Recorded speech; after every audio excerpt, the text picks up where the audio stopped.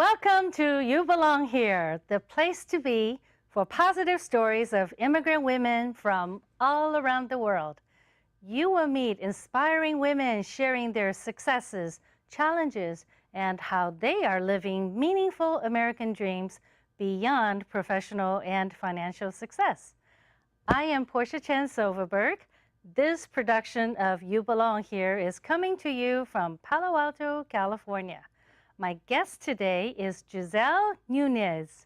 Guisselle is focused on helping organizations and individuals achieve success through enduring marketing and personal branding strategies. She is an award-winning marketing professional and author of the upcoming book, Take Charge of Your Brand. Guisselle! Porcia! Congratulations on your book coming up. Thank you. So exciting. I'm very excited. But first, let me just say thank you for the invitation to be with you this evening and really for everything that you're doing to help improve the lives of others and to showcase just the great work that all of these women are doing in the community. So thank you for all of your work. Well, thank you for saying that. I think we all lift each other up and all lift one another up. And I think it's really important to hear stories of immigrant women, and especially immigrant women like you, who not only has achieved success professionally, you've done so much community giving and volunteerism, and now you're really stepping up your game and publishing a book. Right? Because we all say we have a book inside of us, and I'm publishing a book as well in a little while. But you know, most people really don't take it to that next level. And I'm especially excited to hear about your book because I think that's actually part of the fascinating thing about this show is because I'm hoping by the end of the show, viewers who are watching will have picked up some really solid good tips on how to rebrand themselves in this country. Because we all need to know about branding, of course, individuals, professionals, and businesses, but especially immigrants. I think you would agree, everyone who comes here, we're starting over, no matter what age, right? And it is really important to know how to brand ourselves and how to really just step up and be seen, be heard, and really just be at the table. And you have done that. So I would love to hear about your journey. I know you came to the States as a 7-year-old. As a 7-year-old. Tender age of 7. So I had an advantage, Porcia. I mean, because my parents came to the U.S. when I was 7. My brother was 5. So my advantage was that I assimilated into this culture very quickly. My parents focused on our assimilation, and they knew that our success was that we needed to speak English as quickly as possible. So that was our focus. So, but again, I came when I was 7. If I had come at 12 or 15, that may have been a different experience. So I don't have an accent, but I speak Spanish. So I have this best of both worlds where I'm able to go in and out easily, but yet at the end of the day, I still had to figure out how to assimilate. Yes. So tell me about that. As a 7-year-old, did you speak English a little bit already? No. So my father spoke English because he worked in the corporate world. He was the CEO of a manufacturing company in Nicaragua. So he made a lot of trips to the U.S. He studied in the U.S. also, actually. So he had an advantage. He already understood the culture, but he also knew that an education was just primary, number one, right? But before you got that, you had to learn English, you had to assimilate, and so there was no Spanish TV at home, nothing of the sort. It was all English, English, English, which I have to say, I think that worked. But you still speak Spanish. I speak Spanish, but you know what our advantage was? My grandmother lived with us. My paternal grandmother helped to raise us, and she came when she was in her 50s. Wow. Right? She passed away when she was 88, so she lived here since her probably, I think it was probably mid-50s. So again, you're in your mid-50s, very different world, right? It's harder to learn the language. So we spoke Spanglish to her. And so, but because of her, during our summer breaks, she helped us to make sure that we maintained our Spanish language skills. That's great. So that was an advantage for us. So, but again, English was still primary. So definitely primary. So I've actually talked to a lot of immigrant women or men too who have a real deep regret that their parents felt the same way, that they really felt strongly for the kids to assimilate, become as American as fast as possible. So they lost the language, right? Right. A lot of Filipinos, and I mean, it's not just Spanish-speaking immigrants. Right. So that's wonderful. You got a chance to hang on to your Spanish. Yeah, no, we had that advantage. Otherwise, I'm not sure that we would have been able to keep the language, our primary language. So did you have any trouble in school when you first started out? You know, not necessarily, other than the normal. Although I have to say that when I came, when my brother and I came, ESL was taking out the 3 kids in the classroom who didn't speak English. They had a special hour or 2 hours of tutoring where we even watched Sesame Street, but we were still embedded into an all English classroom. And it was actually, it worked out because there were a few Latino kids who were, you know, Mexican American or maybe even Mexican immigrants, I don't know, but they ended up being my translators with the teacher. Oh, interesting. And I still remember some of them to this day, that they would be, so I think, so 2nd grade and 3rd grade, I had translators. Wow. My little friend, classmates who were bilingual were my translators. Wow. But that's, I think, what helped to just embed us into the language quickly. Right. And so really by the 4th grade, I was Fluent. I was fluent. Right. So there was not really a problem, but that was a different experience back then. Yeah. So, you know, versus now you have the, you know, bilingual classes and so on and so forth. So, but that wasn't the case in 1982. Sure, So sure. in 1983. A lot has changed in education. Right. And ESL, I think, is a very interesting topic on its own. That's right, for another day. Yeah. Because we could be here for a while. Exactly. Okay, so then you assimilated, everything was going well, and did you land here, I think you said, right in San Jose? Right. Well, we lived in Santa Clara, the city of Santa Clara, for about 2 years, 3 years, and then we moved to East San Jose. So we were really raised in East San Jose. So we went to the local schools there, and you know, we were again, I think, fortunate that my parents had higher education, you know, degrees. So they knew, and they came from single mothers, absentee fathers in Nicaragua. So their professional success came from their educational focus and meeting those educational goals as well. So they understood that wherever you went in the world, and the only thing you take with you is your education. Right. So they knew that our education was primary. So even though we went to East San Jose schools, which maybe, you know, they're not perhaps the best, and we may have known that, but you focus, you're with the right crowd, you take the right classes. You know, my brother and I were both able to go to, you know, Santa Clara University for our undergrad with scholarships and grants and loans or whatever it took, but we went, and you know, exactly, and we got it done. Exactly. Yeah. So even though I have an interesting immigration, I mean, I have an interesting, not an immigration, well, it is an immigration story, that I almost didn't make it to Santa Clara because my parents had applied for, you know, they had applied for political asylum back in 82, 83. Right. But INS, which at that time, so at that time it was INS called it was Immigration and Naturalization Services. Yes, now it's yes, the Homeland Security Department. Right. They lost our paperwork. So in 1992, when I get accepted to Santa Clara, I may not be able to attend because now I have to pay international fees. So thankfully, a government teacher found out, had my dad call Congressman Don Edwards' office at that time. Wow. And they took up our case. They helped find our paperwork. And in 1 year or 6 months, we became residents. And then I was able to go to Santa Clara. So that's a story that sometimes I forget. Yeah. That again, part of this assimilation and this, you know, citizenship process involves this other world of paperwork and managing that. Lots of paperwork. Right. So that's actually a very happy story, It right? is. It that's is. when the system worked. Right. And you had a really enlightened and caring elected official Yes. who Yes. helped out. Yes. And that's elected officials at their best. Exactly. Helping their constituents. Exactly. Helping improve the lives of others. And Yes. we weren't even able to vote, right? Wow, exactly. Oh, that's beautiful. So that's very hopeful, right? Because Right. that's what this American right. country is really. Part of that American dream. The American as you dream. That's say. what it's supposed to be about. Exactly. Exactly. Oh, that's so great. So you went to school for marketing?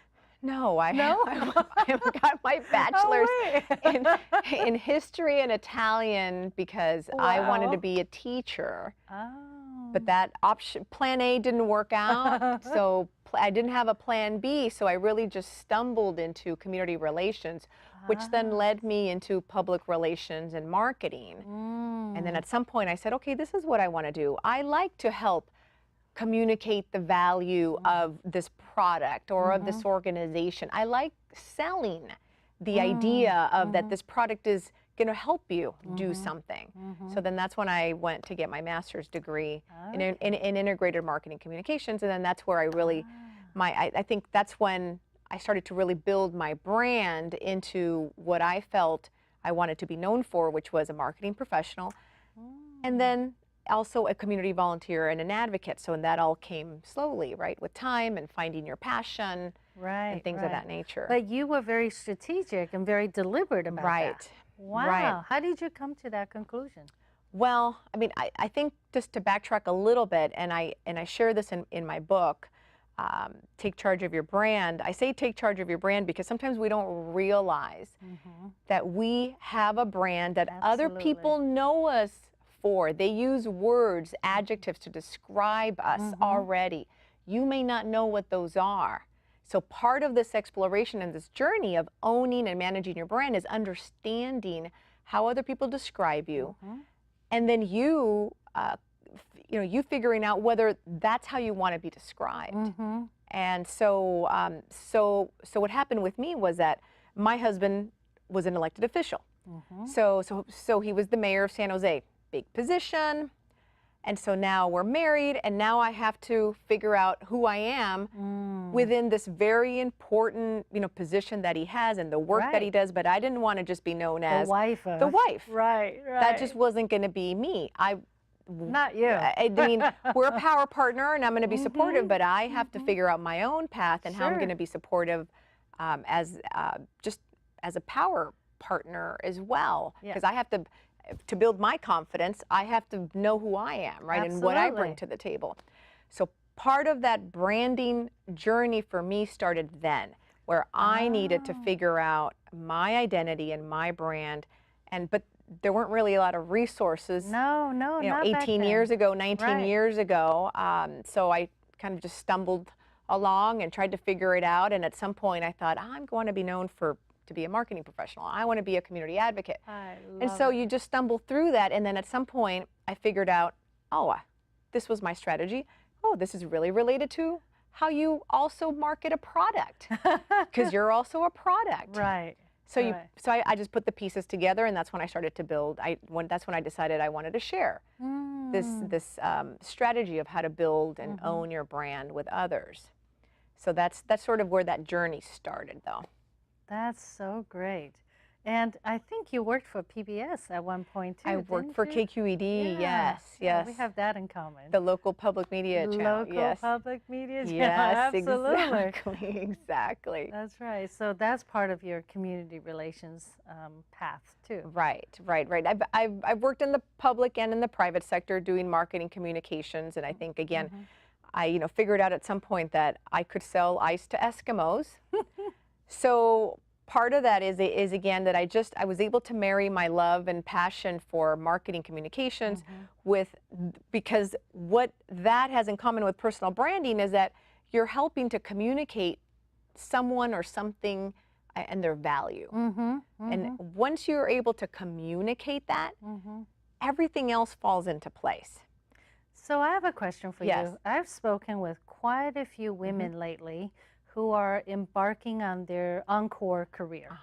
Right? They've had a very full life, very successful career in corporate America, and they're at a point where they're thinking, I think there's more to life than this. Mm-hmm. I'm very successful, but I'm not looking for another promotion. Mm-hmm. And I'm looking around to see what else can I do?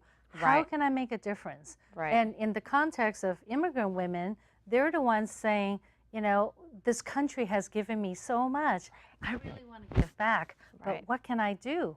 And they may be thinking, maybe nobody would take me because for whatever reasons. So that's where I think your book will be really helpful, perhaps, and this whole very deliberate thinking around branding, and especially branding oneself, Right. is just critical. Right. So what are Right. some tips you may have for someone going through kind of a reevaluation of their own branding at a midlife place? Well, all of those topics you mentioned, I was just thinking, okay, that's chapter 9, that's chapter 8, All right. that's chapter 3. But I think I have two thoughts. First, so I lay out in the book, so without taking, so whether you're an immigrant or not, Right. but really it is going to be harder. There's a bit more of, there's a few more barriers, right, as an immigrant, especially an adult immigrant. Right. Who wasn't raised here, Right. to perhaps, I think we have to do a little more work to tear down some of those barriers that are either put up by the community, Yes. you know, for us, I guess, to try to topple down, or sometimes we put them up ourselves. Sure. So we have gender barriers that we put up. We have our own cultural barriers, or the ways, or the way that we were raised. Brought up. Yep. Right? Don't promote. That's bragging. Yep. You know, just keep your head down. People will notice you. But what I realize is that that's not the case. You have to learn how to, again, communicate that value. So we have to get over those barriers. Absolutely. So that we can then say, yes, I am confident. Yes, And how do they get over that barrier? So one, in terms of the strategies, I always say, so there's 3 strategies in the book. So one is plan, second assess, second is express. Planning means understand what it is that you want to do or where you want to go. Okay. Is it that I want to gain more visibility in this community or in this company, as an example? Or do I want to become the director of a department or the vice president of something, right? Understand where it is that you want to go. Okay. Then you have to do some self-assessments. Part of that is understanding what value you bring to this group that you want to grow into. What is it that, how is it that people describe me? Part of that, again, if they're saying that you're organized, you're really organized, Portia, but you want to be known as a leader, where's the disconnect? What is it that you're not doing to let them know that you have these leadership skills that you want to share with them? Right. Okay, so the assessment takes a little bit of time, Sure. and there's some very specifics. There's some very specific exercises in the book of how to go through that. And then expression is then figuring out how are you going to let people know about the value that you bring, about who you are. Right. Part of, for someone who wants to now, which is if they're in the next chapter of their life and they want to do more community engagement, part of what I talk about in the book in a chapter called Finding Your Brand Purpose is, which is a little bit different than planning, what it is that you want to do. Perhaps I want to grow into this other role or I want to be more visible. Part of it is understand what it is that your mission is. What is it that you want to do to help improve the lives of others? If community work is what you want to do, and being clear about what that is. Maybe it's helping with translation services. Maybe Right. that's your expertise. Where are those organizations that would need those types of services? So there's a lot of different ways that you can give back, but what's in here? What speaks to you? What gets you excited? What gives you energy? So that's part of finding your brand purpose. Your brand purpose is this. It's showcasing the good work that other immigrant women are doing to help improve the lives of their community members. So you're doing that through your book, your show, and things. So you found your passion.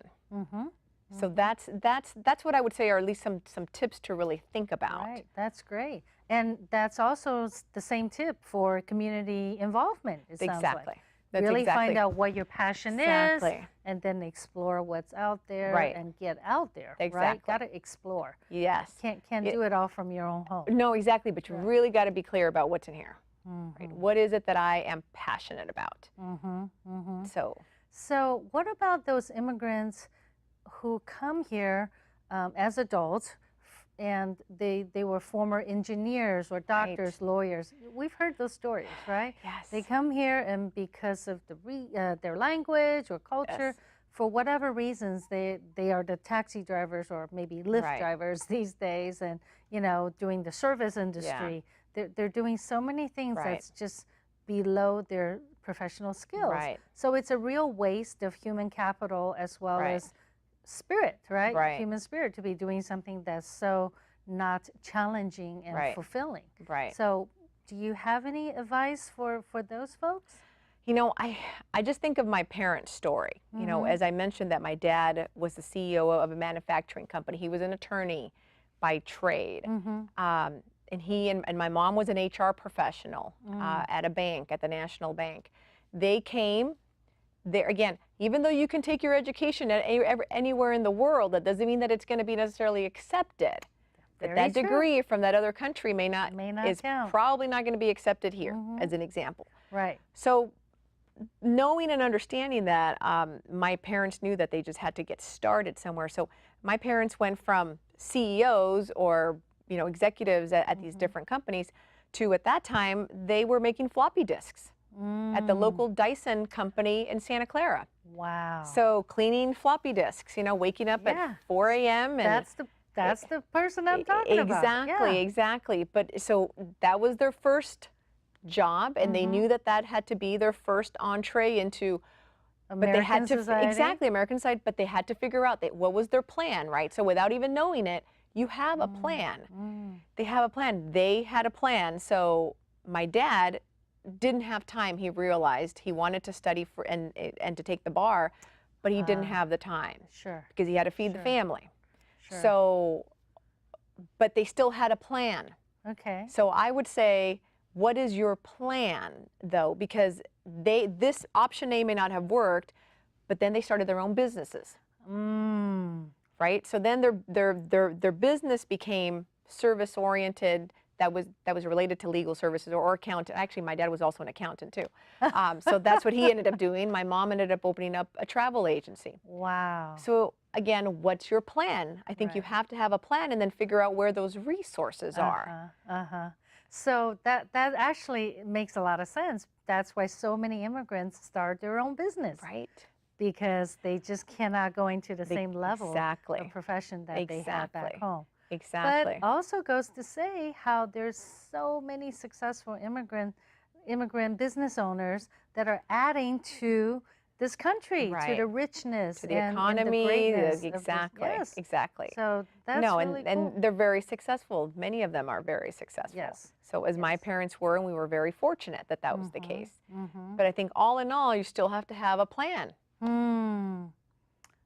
And if they don't have one. And if they don't have one, I would say you're going to have to, if you're serious about changing that brand or reinventing yourself, you're going to have to figure out what it is that you want to do. And it may not be an engineer again, but what's your option B? There has to be an option B. There has to be. So. And so if I recall, you said education, hugely important, because I think when we were talking earlier, cracking the code of feeling a sense of belonging. That's right. Being a part of your community right here where you work and live. I think having education is hugely important. Right. Speaking English is very important. Yes. Right? Yes. And what else? Anything else? Well, I would say having a plan, yes. Right. So yes. So definitely having a plan of what it is that you want to achieve in this new life. And I was going to say one more thing, and I just forgot, Portia. It's in the book. It's in the book, chapter 10. No, but I think really for those who want to, I think the last piece for those, not all immigrants come with a sense of volunteer work Right. and civic engagement that just depends on the country you're from Exactly. and your values and how the culture values volunteer work. But I think that if that's something that you want to do, you can do it, but really dig deep to see what it is that you want. What is it that you find that you want to share with others that can help improve their lives as well? Yeah, we've talked about this before, how sometimes maybe older people, older immigrants who really, really don't understand how nonprofits work in this country. I mean, it's a phenomenal, robust industry, right? But there's no other country like ours that has such an amazing sector that's devoted to social services and community-based organizations. So maybe do you have any tiny suggestion that we can steer people towards those local nonprofits doing great work, such as the Hispanic Foundation? That's right. That's doing such great work, and they are. That's right. I think my example, and I think I shared this with you when we had coffee a long time ago, was I think my parents understood the value of volunteerism, but it's not necessarily something that they did when they were in Nicaragua. Right. But they understand the concept of it, but then they worked 7 days a week, so that wasn't their focus. But what I'm finding is that through my involvement, then I bring them along. I take them to events like the Hispanic Foundation's annual ball, October 20th. But so Ron can pay us later. That's right. Ron can pay us later. But I bring them along to that. That's how you other organizations I'm involved with, I bring them along. So that's a really good tip and good point to end on, is maybe younger generation, people who are involved in local community, they can help to bring their relatives and families and friends, bring them into the community service. Exactly. So I so wish we can talk longer. Thank you, Portia. I'm so grateful you came on the show. And now to you, viewers of this show, Guisselle and I have talked about a lot of wonderful things. We would love to hear from you, because I'm curious, what is one thing maybe that resonated with you? And what action are you inspired to take? Let's continue the conversation. Please leave a comment at youbelongherefoundation.org. You Belong Here is committed to infuse a plethora of positive immigrant women's stories and start new conversations in our community. I am Porcia Chen Silverberg. Thanks for watching. And remember, you deserve to be seen, be heard, and belong, because you belong here. Thank you. And thank you for being here. Thank you. Whether you're dead, broke, or rich from inheritance, doesn't really matter, we're made of the same sediment. Whether you got a family or single parenting, or you're Asian, African, European, or American, whether you pray to God or atheist is irrelevant, 'cause what you got inside is the same as all your preference.